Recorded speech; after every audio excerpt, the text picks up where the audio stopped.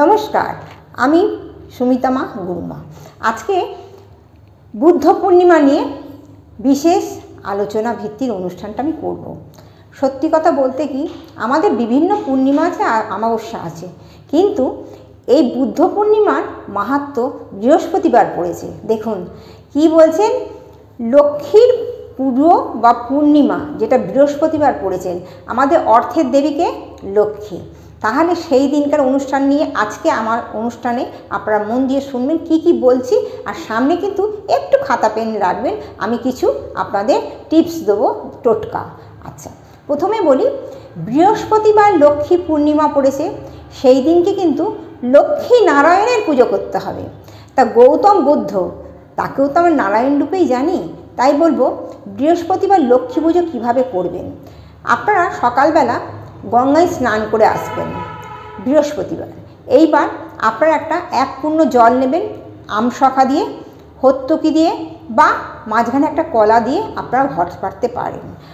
8টা দূর্বা, 8টা আতপ চাল, 8টা ফুল আপনারা হাতে নেবেন, আগে নিয়ে একটা জায়গায় রাখবেন সাদা চন্দন দিয়ে। এইবার বলবো ঘটের স্বস্তিক চিহ্ন আঁকবেন।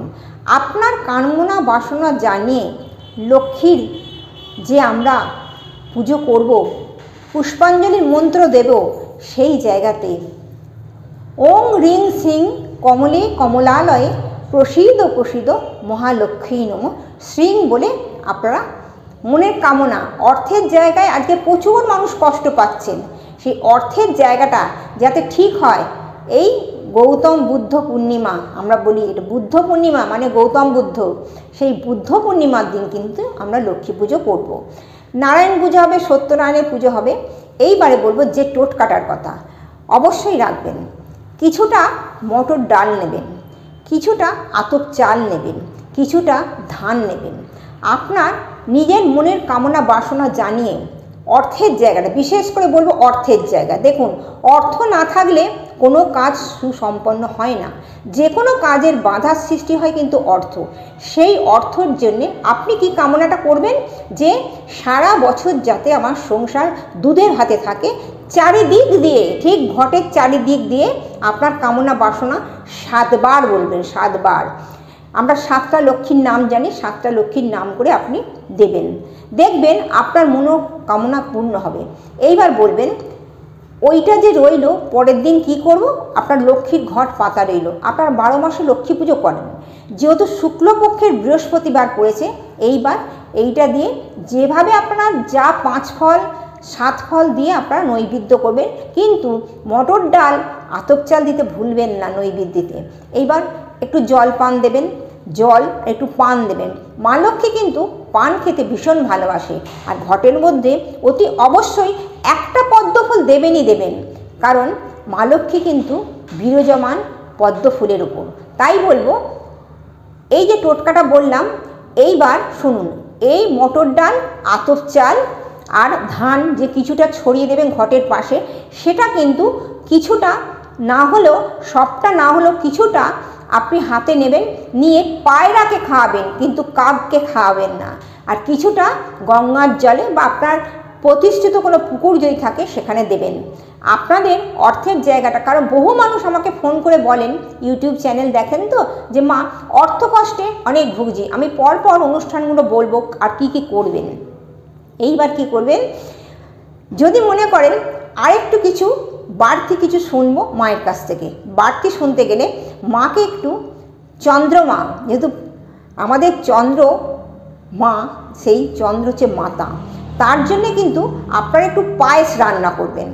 পায়েসটা রান্না করবেন, একটু নারায়ণকে দেবেন, লক্ষ্মীকে দেবেন, আর রাত্রির বেলা ঠিক যখন চন্দ্র আকাশে উঠবে, চাঁদ দেখতে পাবেন, একটুখানি পায়েস, সেটা আপনি কাঁসারের বাটি বা পাথরের বাটিতেও দিতে পারেন, কিন্তু কোনো রকম স্টিলের বাটি, কাঁচের বাটি কিন্তু ব্যবহার করবেন না।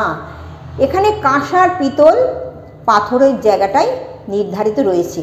তাই বলবো অতি অবশ্যই বলবেন, মা প্রসাদ তো দেবো, ফল তো নিবেদন করব, নারায়ণের জন্যে যে নৈবেদ্যটা করবেন, কারণ সেদিকে সত্যনারায়ণ হবে, সিন্নি মাখবেন, একটা করে তুলসী দেবেন, কিন্তু লক্ষ্মীর জায়গায় একটু সাদা ফুল দেবেন। সাদা ফুল, নীল অপরাজিতা ফুল ভীষণ পছন্দ করেন। এটাও একটা টোটকার মধ্যে, যদি পারেন পুজো যখন করবেন ওই ফুল বেলপাতা দুব্ব দিয়ে তখন একটা যদি নীলকণ্ঠ ফুল নারায়ণের উদ্দেশ্যে তার চরণে, একটা মা লক্ষ্মীর চরণে আর একটা ঘটে যদি দিতে পারেন অতি অবশ্য কাজ হবে। কারণ প্রত্যেক বছর আমার ছেলেমেয়েরা করেছেন, আমাকে রেজাল্ট বলেছেন, আজ আবারও নতুন করে আমি বলছি। তাই বলবো এইভাবে আপনারা করুন। এইবার পায়েসের কথাটা বলি। ঠিক পায়েসটা যখন দেবেন একটা চিহ্ন কেটে দেবেন, তার তলায় একটু সাদা ফুল দিয়ে পায়েসটা রাখবেন, রেখে তাতে একটু সাদা ফুল দেবেন। চাঁদের যে রেটা পড়বে আপনি 5 মিনিট কি 2 মিনিট রাখবেন, রেখে নমস্কার করবেন। সেইখান থেকে পায়েসটা নিয়ে এসে ঘরে এসে বাড়ির যে মেন কর্তা বা গিন্নি যদি না থাকে, পুরুষ যদি মহিলা থাকেন, তাকে প্রথম যে গুরুজন ব্যক্তি তার হাতে 1 চামচে তুলে দেবেন। প্রত্যেকে সেই পায়েসটা সেবন করবেন অতি অবশ্যই। কারণ অর্থের কথা বলছি, অর্থ আপনার ঘরে আসবে, মা লক্ষ্মী বিরাজ থাকবে। তাই বলবো মা লক্ষ্মীর জন্যে এইটুকু করবেন। আর যেখানে পায়েসটা দিয়েছেন মায়ের উদ্দেশ্যে একটু জল দিয়ে ভালো করে মুছে দেবেন, কারণ মায়ের দৃষ্টি পড়েছে সেই জায়গায় কারোর পা না পড়ে। আমাদের প্রচুর শুদ্ধ আচরণে মা লক্ষ্মীর ব্রত করতে হয়। অনাচার অবিচার যার পাপ পুড়ে তার গৃহে তাজি আমি যাই বহু দূরে।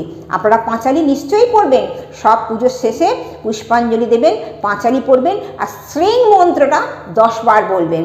আর প্রণাম মন্ত্র বিশ্বরূপস্য ভার্যা শ্রী পদ্মে পদ্মালয়ে শুয়ে সর্বত্র পাহিমাং দেবী মহালক্ষ্মী নমস্তুতে।